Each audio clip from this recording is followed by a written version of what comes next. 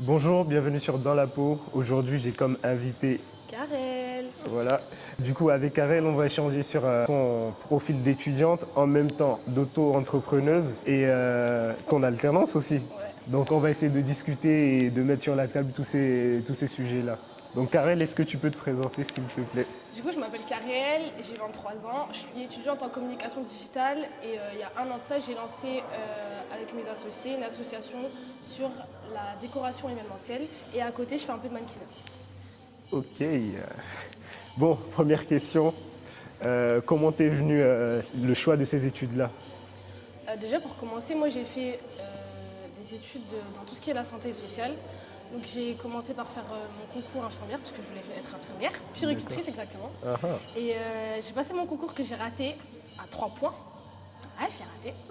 Après ça, je suis partie à la fac de pharmacie Ouais. pour rester un peu dans la santé et repasser mon concours. Et en fait, quand je suis arrivée à la fac, je me suis rendu compte que j'aimais pas du tout.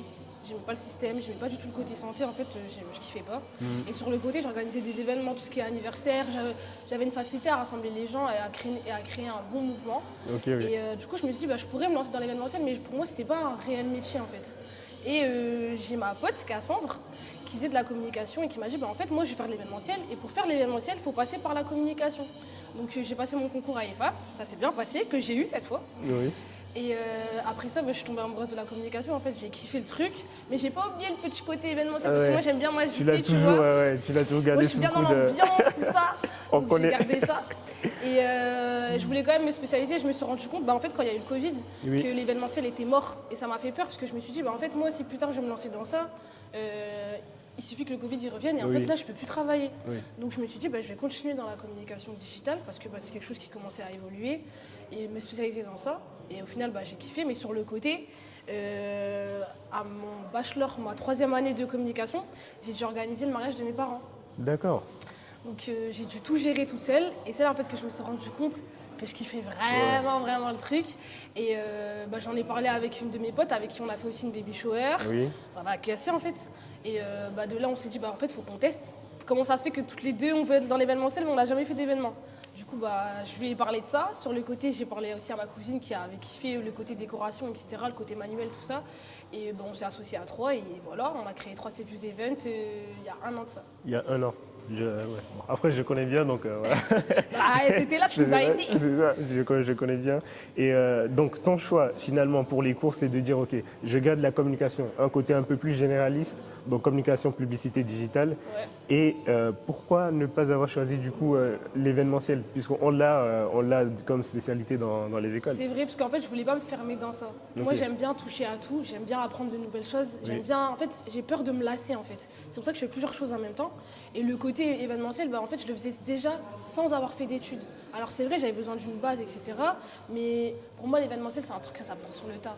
T'as beau avoir des cours, avoir de la théorie, tant que t'es pas dans l'événement, tu sens pas le truc et tu sens pas, vas ouais. pas C'est l'événement réellement qui te fait apprendre. vivre et Voilà, qui te fait c'est ça. apprendre, quoi. Ouais. Alors que du côté communication digitale, t'es obligé d'avoir des cours. Tu es obligé d'avoir la théorie, de voir les bases pour pouvoir après te lancer. Sinon, ça prend beaucoup de temps. Donc, c'est pour ça que je me suis plus spécialisée dans la communication digitale. Mais le côté événementiel, il reste ancré dans mes gènes. Ok. Donc, en gros, finalement, ce que tu vois en cours te permet de mieux gérer tes événements. C'est quoi? Carrément. Parce qu'en fait, comme on a lancé 3 Cfus Events, Oui. le côté digital, c'est aussi quelque chose qu'il faut mettre en avant. Parce que aujourd'hui, c'est comme ça que les gens ils nous trouvent. Et en fait, si j'avais pas fait de la communication digitale, j'aurais pas pu faire en sorte que l'association qu'on a créée puisse monter comme elle est en train de monter. Donc en vrai, mes études, même autant dans ma passion que dans ce que je veux faire plus tard et dans mon côté entrepreneuriat, tu vois. Ok. Aujourd'hui, tu as des chiffres. J'ai pas de chiffre à dévoiler. T'as pas de chiffres à dévoiler? J'ai pas de chiffre à dévoiler. Oh là là. Cherchez par vous-même.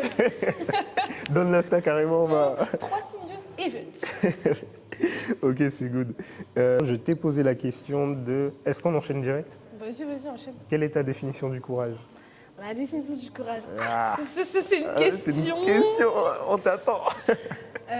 Pour moi, le courage, c'est avoir peur de quelque chose, Oui. être conscient que tu as peur de cette chose et faire en sorte de la dépasser quoi qu'il arrive. Ok. C'est-à-dire qu'en fait, la peur, elle ne doit pas te freiner, elle ne doit pas t'empêcher d'avancer. Tu dois dire que même si tu as peur, c'est une réalité, tu le sais, tu en es conscient, mais en fait, tu utilises cette peur pour pouvoir avancer. Pour moi, c'est ça le courage. Ok. Après, je sais pas facile à dire, mais quand tu es dans l'action, c'est vrai que c'est pas la même chose, mais c'est ça en fait, avoir le courage. C'est comme tu es devant un grand vide et tu dois sauter dans le vide en fait. C'est ça en fait. C'est avoir parlant, le hein. courage. C'est grave parlant. Bah ouais. Ok. Et du coup, ça, tu l'appliques au quotidien dans Bah, tes événements, dans ce que tu fais. déjà, premièrement, le simple fait d'aller parler aux clients, tu sais, moi je suis jeune, j'ai pas forcément la même expérience que d'autres personnes qui se sont lancées dans le même milieu que moi. Donc, aller voir les clients, leur affirmer que ce que tu fais, c'est mieux que ce que les autres qui ont plus d'expérience font. Il faut avoir beaucoup de courage déjà pour le faire. Et au début, on avait peur, mais le fait que, tu sais, on soit à trois, etc., ça nous aide, mais il y a toujours cette petite peur et c'est du courage qu'il faut avoir. Donc, comment montrer qu'on est professionnel finalement quand on est étudiant, quand on est jeune? Puisque ce problème-là, on le rencontre sur le terrain, comme tu le dis, avec ton entreprise 3C Views. Et on le rencontre aussi dans le monde de l'alternance, tu vois. Exactement. Comment montrer que tu as ton expertise et que tu dois prendre ta place?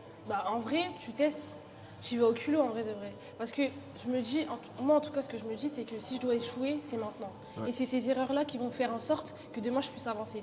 Donc en vrai, j'y vais, je fonce. Si ça fonctionne, écoute, One life. merci. Si ça fonctionne pas, je me suis trompée, mais j'ai appris de cette erreur, tu vois. Ouais. Et c'est comme ça que je marche, que ce soit dans l'entrepreneuriat, que ce soit même dans mon entreprise, surtout que quand tu es en alternance, tu sais beaucoup de choses qu'on t'a appris en cours, mais sur le terrain, c'est pas forcément la même chose. Exactement. Donc ça veut dire que des fois, je Du teste des théorique trucs. à la Pour moi, je suis en pratique, mode waouh, ça va marcher, c'est l'idée du siècle et tout. Et ma responsable, elle arrive, elle me dit, mais ma belle, non, en fait, C'est pas ça. c'est pas ça du tout. Et en fait, quand elle me parle, je me rends compte que oui, c'est vrai, je suis à côté de la plaque. Donc j'ai fauté, c'est vrai. Mais après ça, tu vois, c'est une erreur que je vais pas refaire une deuxième fois. Donc en vrai, non, ça fait du bien. Il faut avoir ce côté d'adaptabilité, disons, dans ce qu'on fait. S'ajuster à chaque fois. Et sur les événements, est-ce que tu as déjà eu un flop? Ce que j'appelle flop, c'est peut-être que tu n'as pas clairement répondu à la demande du client. Tu as déjà eu un truc qui t'a un peu chagriné, disons? On a déjà eu une cliente avec qui ça se passait pas forcément bien. Oui. Pour nous, on était carrés, etc. Ça allait. Oui. Elle voyait les choses d'une autre façon. En fait, on s'est rendu compte à la fin qu'on ne s'est pas comprise. Malheureusement, on a dû arrêter La notre collaboration, association. Ouais. On n'a pas pu aller plus loin avec elle. Mais pour nous, c'était un flop. Parce que c'est une personne, on avait mis beaucoup de temps sur elle, on avait mis de l'argent aussi, tu vois, on s'était investi de ouf. Et en fait, on s'est rendu compte que à la fin, ça s'est pas fait. Alors, elle avait ses torts parce que c'était pas forcément carré, ses idées, etc. Oui. Mais on avait les nôtres aussi parce que on n'a pas su la diriger comme il fallait, on n'a pas fait en sorte de se comprendre en fait. Oui. Donc là, je pourrais dire que c'est un flop. Okay. Donc quand on parle de la justesse, c'est ça aussi. Aujourd'hui, tu sais que ces erreurs-là, tu ne les feras plus. Ouais, c'est ça. Après, c'est aussi le fait de se mettre à la place du client, de se mettre à la place de la personne. Toi, tu es dans le côté professionnel, tout est logique. Mais elle, dans son côté, c'est pas le cas, tu vois. Donc il y a ça aussi, il faut savoir se mettre à la place de la personne, comprendre ce qu'elle est en train de vivre, etc. pour pouvoir l'aider correctement et répondre à ses besoins. Oh, elle me fait de la vente là. On dirait elle essaie de nous vendre des trucs. Ah, mais attends, je suis un peu commercial. Abonnez-vous. Non, ça c'est très bien. Donc, bon, c'est quoi? Qu'est-ce que ça te prend en volume horaire? Est-ce que tu arrives à gérer...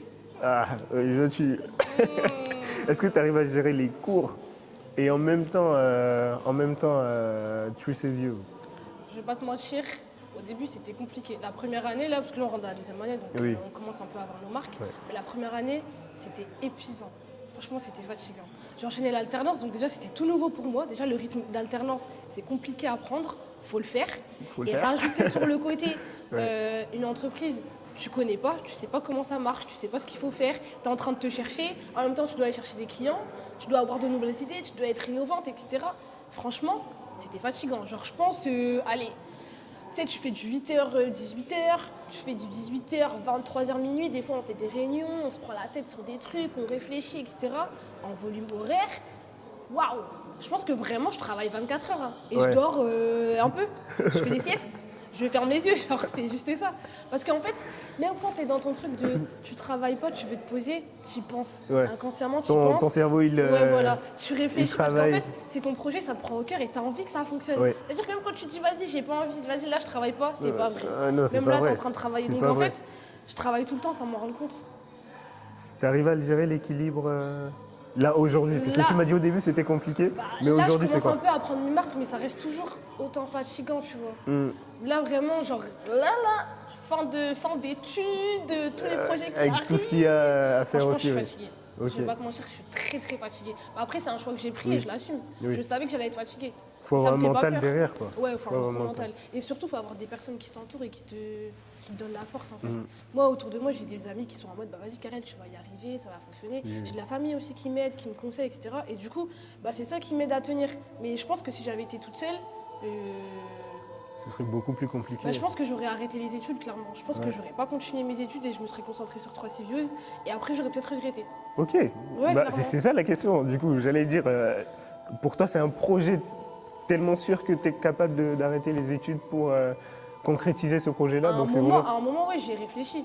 Et après, je me rends compte de la vie, oui, de la la réalité réalité de la du vie. terrain. C'est que bah, là, actuellement, je suis encore chez mes parents, mais Ouais. je vais avoir 24 ans, j'ai envie de partir, tu vois. Et 3 Views, ça n'a pas encore assez pris pour que je puisse faire de ça ma vie quotidienne, Oui, tu c'est vois. ça. Je peux pas Mais vivre ton encore de truc ça. principal, ta source de Malheureusement, non. revenus principale, Voilà, quoi. c'est ça. Et je sais que bah, c'est la communication digitale qui va me faire tenir et qui va me faire évoluer et qui va m'aider aussi à respirer, tu vois. Oui. Donc, Donc l'idée là, si on le remet en forme, c'est bon, d'avoir son projet, de le développer de côté, mais de quand même garder une branche principale voilà, et de c'est se ça. dire au cas où. Exactement. Donc, en fait, c'est le côté, tu sais, le côté passion, etc. Yes. Faut pas l'oublier, faut le garder, faut C'est le ça, travailler. ouais. Mais c'est pas la réalité, la passion. C'est pas la réalité. On est dans un monde où, ma belle, tu sais pas ce qui peut se passer demain, il faut que tu te sécurises. Ça veut dire Exactement. que là, l'alternance et le côté digital, etc., c'est ma base solide. Je sais que Oui. sur ça, je pourrais continuer, je pourrais vivre de ça, je pourrais évoluer, je peux avoir un salaire, avoir une vie de famille. Travailler, exactement. Mais pour l'instant, actuellement, ma passion, elle me fait rêver, mais elle me fait pas vivre. Exactement. Tu vois. Ah, elle est belle celle-là. Elle est pas mal. Regardez-la. Gardez bien en tête, la passion ça fait rêver, mais ça fait pas vivre, Ça fait pas vivre. sur le début en tout cas, ça Ouais. fait pas vivre. Sur le début, c'est important de le savoir. Ouais. Donc, bon, si vous trouvez la bonne, comment ça se dit, la bonne pierre angulaire, non? C'est ça, bon, les trois, ce qui Voilà, va vous c'est permettre de motivation, passion et ce qui vous fait rentrer d'argent, bah, vous êtes bien. Ouais, Mais c'est sinon, essayez Clairement. d'avoir l'équilibre, c'est ça le plus important aujourd'hui. Il y avait, là, dernièrement, vous avez créé un événement encore, toujours de la création.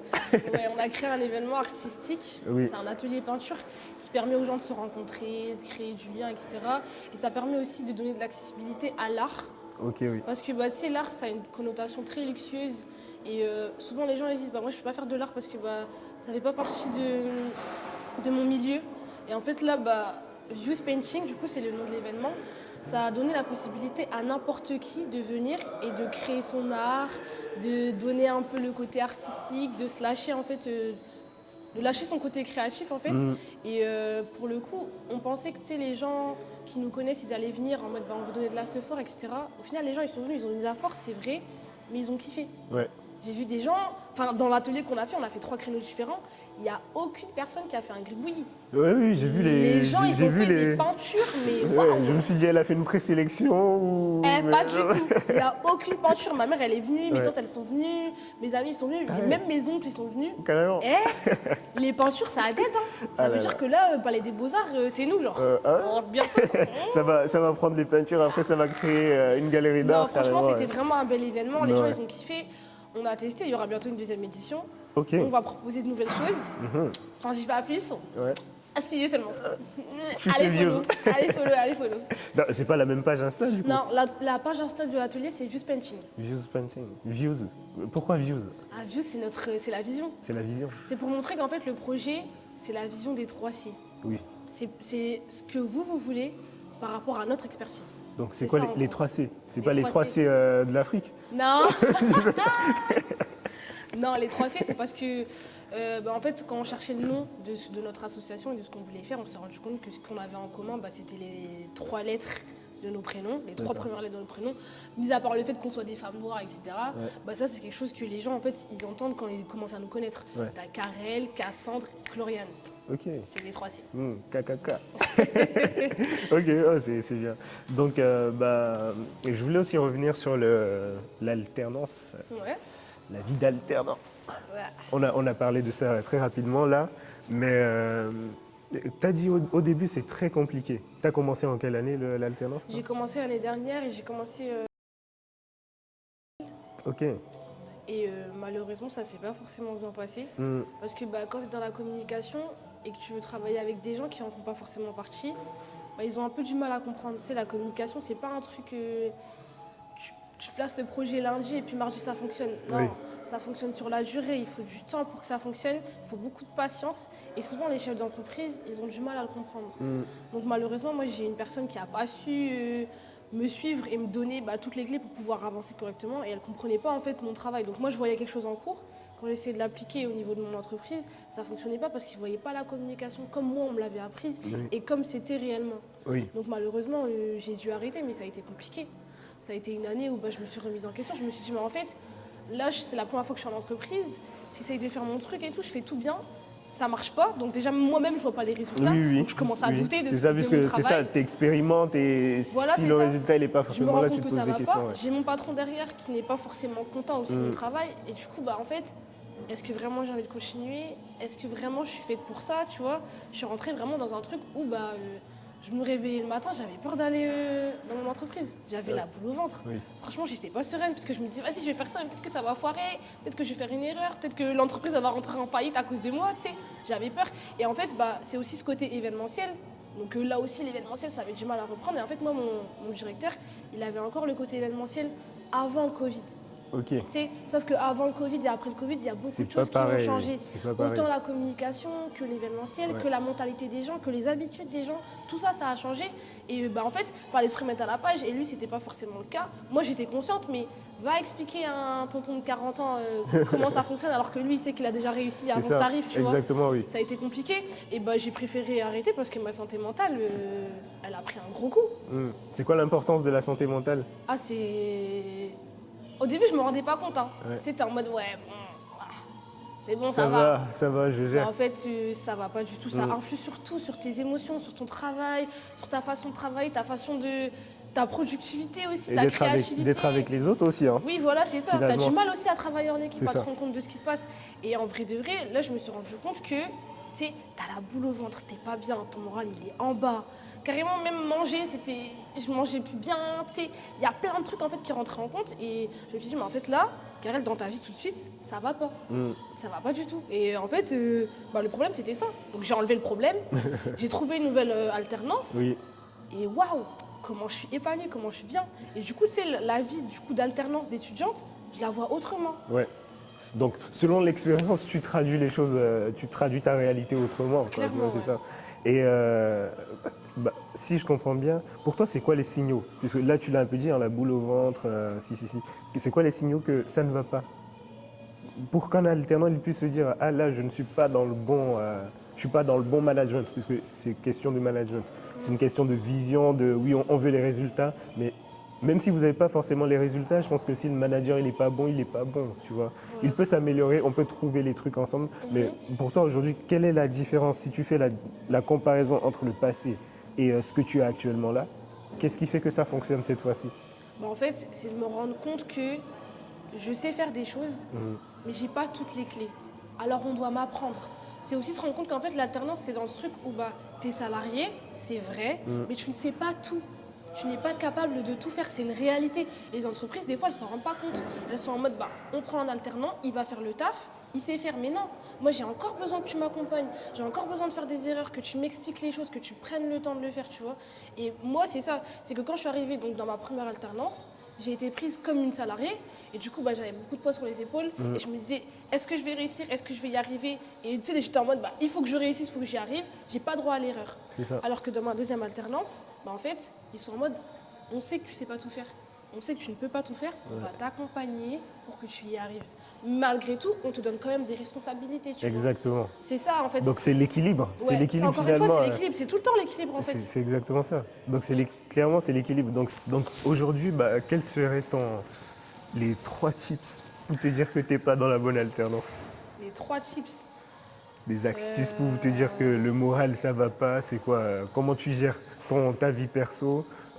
Au boulot, comment ton manager, la relation, puisqu'on ne veut pas dire il te parle, puisqu'on parle dans un sens, voilà.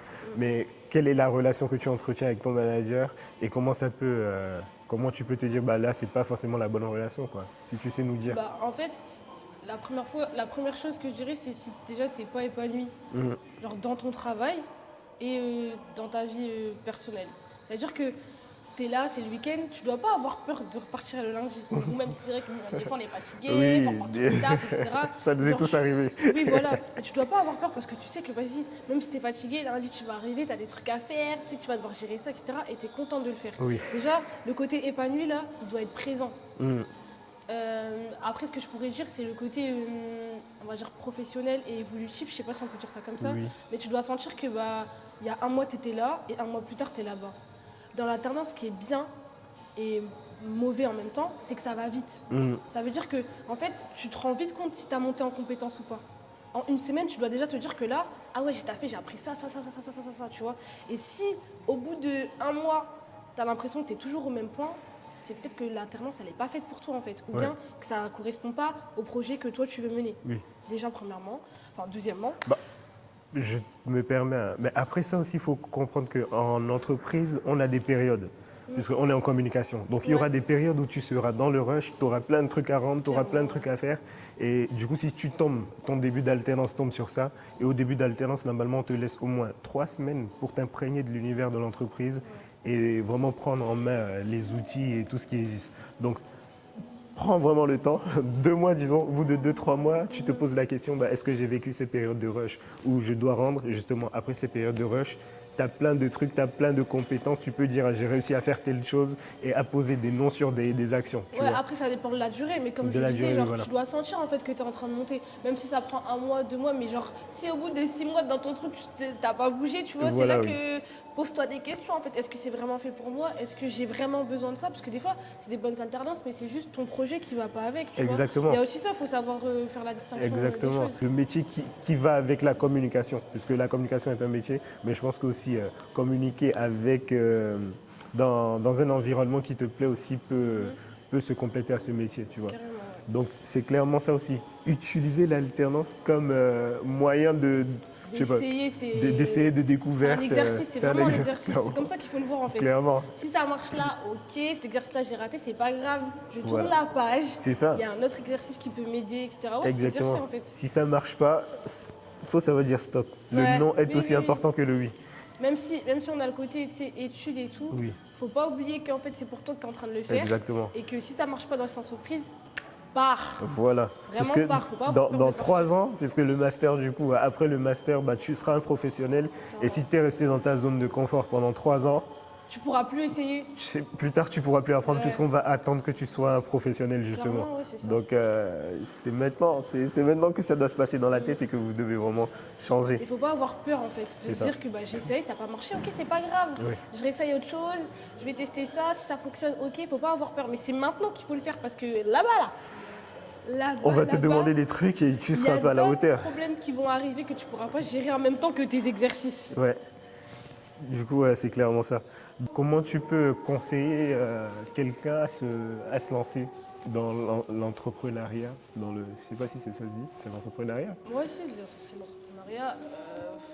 Si je devais conseiller quelqu'un, Étudiant, hein, étudiant, ouais, en ouais. études. Je dirais de prendre son temps. Hmm. Parce que tu sais, nous on a ce côté très jeune. En fait, moi pour avoir travaillé du coup avec des entrepreneurs qui sont plus âgés que moi et plus matures, Hmm. eux comme ils ont la pression de l'âge et de, tu sais, le côté, tout ce que la société nous met dans la tête, Ouais.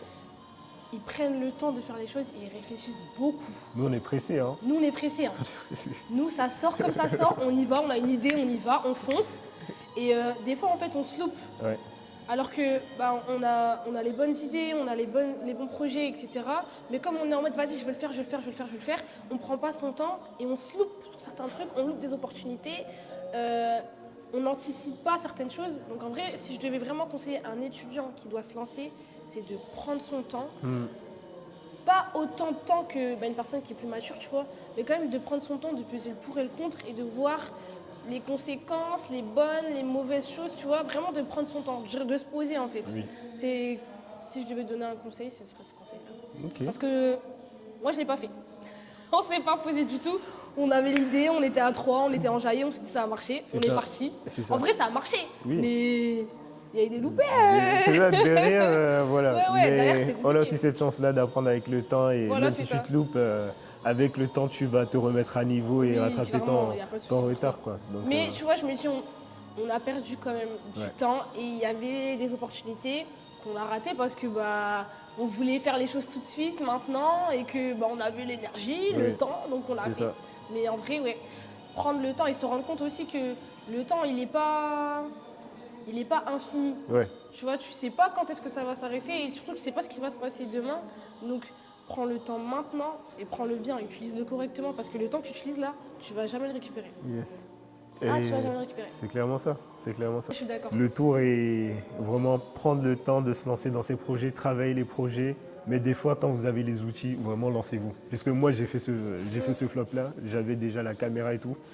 Après, il faut aussi se donner les moyens. C'est ça. Il faut investir sur soi. Ça aussi, Exactement. c'est quelque chose, on n'en parle pas assez. Ah. Mais dans l'entrepreneuriat, On va faire une autre vidéo.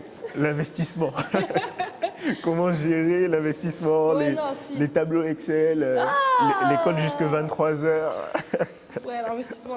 On va faire une autre vidéo, Ouais, investissement et tu rappelles. vous allez voir. Donc voilà. En tout cas, merci Karel. De rien. Merci pour tes tips, ce J'espère que ça va vous témoignage. aider, hein. J'espère vraiment. J'espère qu'il y aura une. Je vais le mettre sur LinkedIn. Qu'est-ce que tu en penses? Ok, pas de souci. Ouais. Moi, je suis là, je suis au Je tag. vais te taguer. Je republie. Voilà. Super, merci beaucoup. De rien,